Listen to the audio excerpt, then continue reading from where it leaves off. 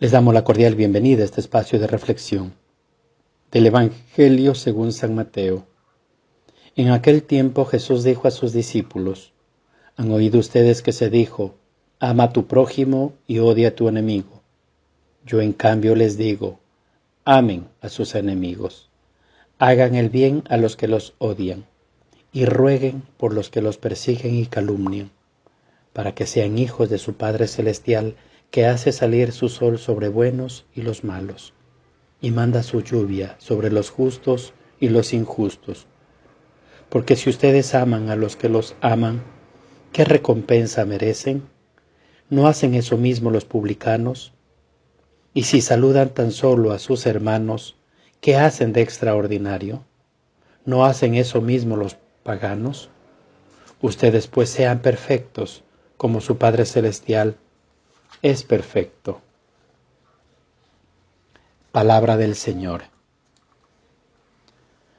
Durante estos días estamos reflexionando el primer libro de los Reyes y tenemos a un personaje que se lo va reconociendo por sus fechorías, Ahab y a su mujer.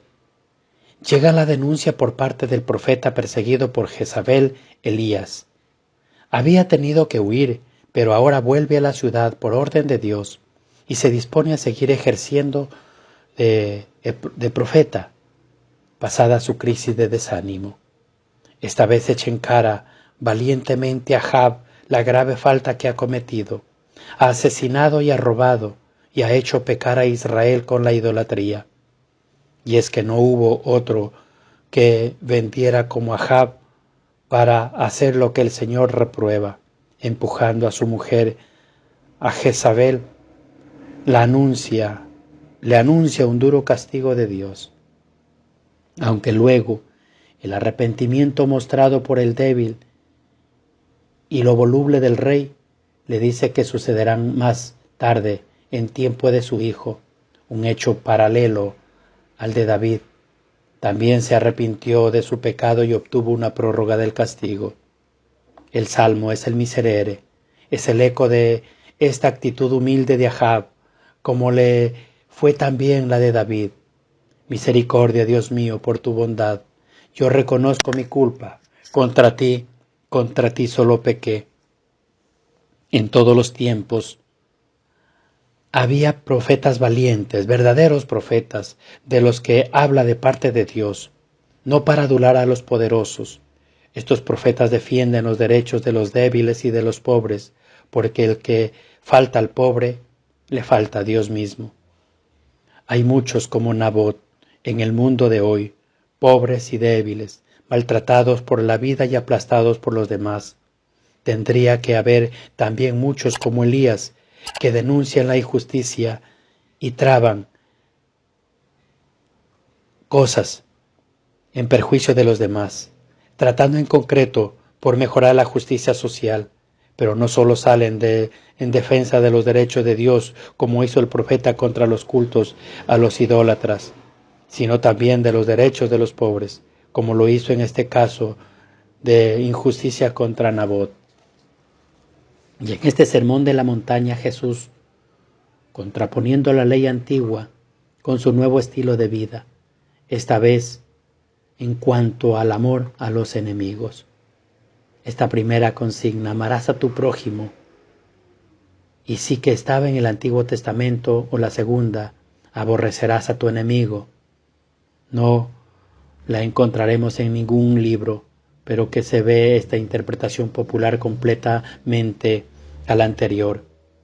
Jesús corrige esta interpretación anterior.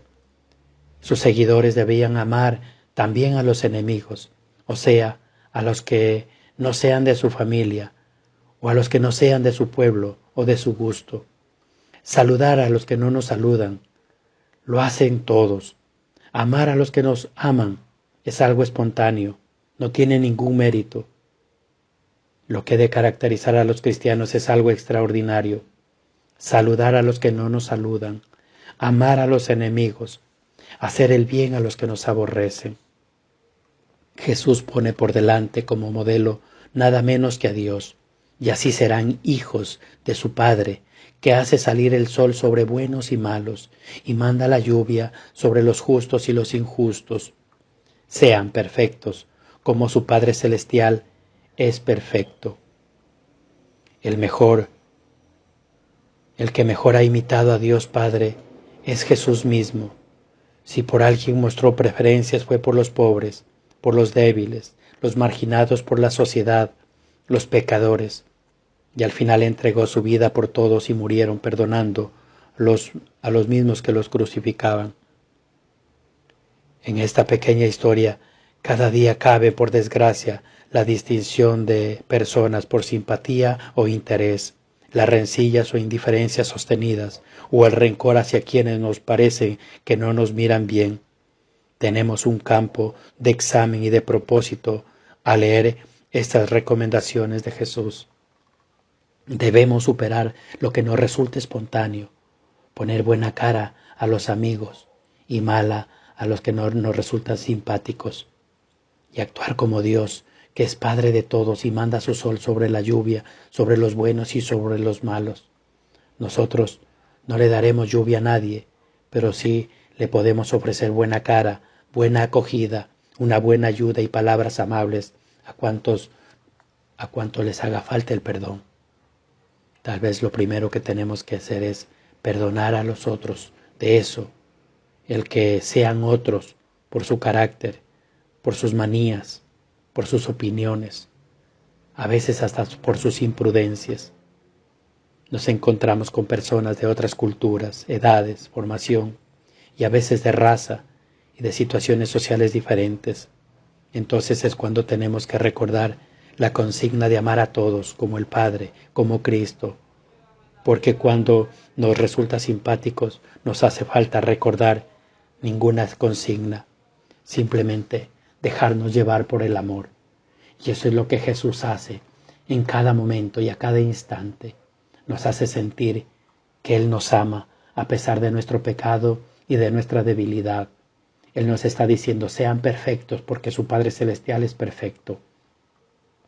Y es así como comenzamos la semana con la oración colecta dominical, en la que desde el reconocimiento que Dios es la fortaleza de los que esperan en Él, y podíamos ser escuchados, exponiendo nuestra fragilidad e incapaz para poder responderle en conformidad con sus mandatos.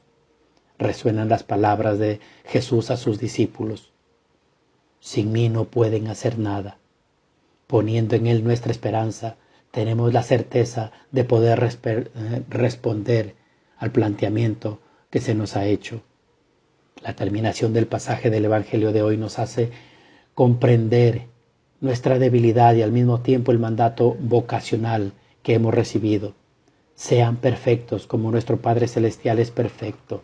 Esta exigencia de Jesús está enmarcada en el Sermón de la Montaña que venimos escuchando durante estos días. En los versículos del capítulo 5 del Evangelio de Mateo, proclamado el jueves de la semana pasada, encontramos la razón de ser. Si no son mejores que los letrados y los fariseos, no entrarán en el reino de los cielos. El referente de la perfección no es la ley, sino el mismo Dios. Eso ya se había indicado a los hijos de Israel. Ustedes sean santos porque yo, su Dios, soy santo. Fijando su mirada en la letra de la ley, se olvidarán del legislador, se remitirán a la ley, olvidándose del dador de la ley. En este pasaje del libro de los Reyes, como nos exponía y nos manifestaba el olvido de Dios en el día a día, dejando al margen los proyectos y propósitos que tenemos. Cuando esto ocurre, la injusticia se hace presente y se usa el poder recibido para llevar a cabo una encomienda. En este caso, el gobierno del pueblo de Dios. Ahab es el rey de Israel, para servir de él para conseguir sus fines. Y así aparece el atropello del débil, que apelando a sus derechos no cede a las peticiones reales. Mal aconsejado, en lugar de apegarse a los preceptos y leyes de Dios, presta oídos a los consejos afines con sus deseos. La consecuencia, cerrar los ojos a la justicia y dejar que por medio de infames le consigan lo que desea, parece que todo vale. La voz del profeta sale a su encuentro y denuncia, en nombre del Señor, Y la advertencia es acogida. Se rasga las vestiduras, se viste de duelo, ayuna y en señal de penitencia. Por eso esto es algo puntual, no significa un cambio de rumbo. De hecho, el texto dice, es el que no hubo otro para que se vendiera como Ahab para hacer lo que el Dios le reprueba, empujado por su mujer Jezabel. La ley, la referencia permanente al legislador, se torna un arma de dos filos. Al olvidarse de Dios su Salvador, la norma pierde vigencia y no afecta la vida, porque incluso cumpliéndola, la letra mata por desconocer el espíritu de la misma. No llega Jesús a derribar lo que está en pie, sino a levantar las tiendas caídas de Israel. Ha venido a llevar a la humanidad a la plenitud de su existencia, y de ahí la exigencia de una mayor protección marca la diferencia al colocar nuevamente a su lugar en Dios. En el centro de la vida, lugar del que ha sido retirado para situarse el hombre, cuando esto ocurre, aparecen las mayores contradicciones. Por eso Jesús en el Sermón de la Montaña lleva a su máxima expresión los mandatos de la ley. Han oído que se dijo, amarás a tu prójimo y aborrecerás a tu enemigo. Esto parece que tiene una carta de ciudadanía. Nos limitamos a atender a los que son de los nuestros, a favorecer a los que piensan y sienten igual que yo, y a veces la impresión que esto es compatible con el Evangelio.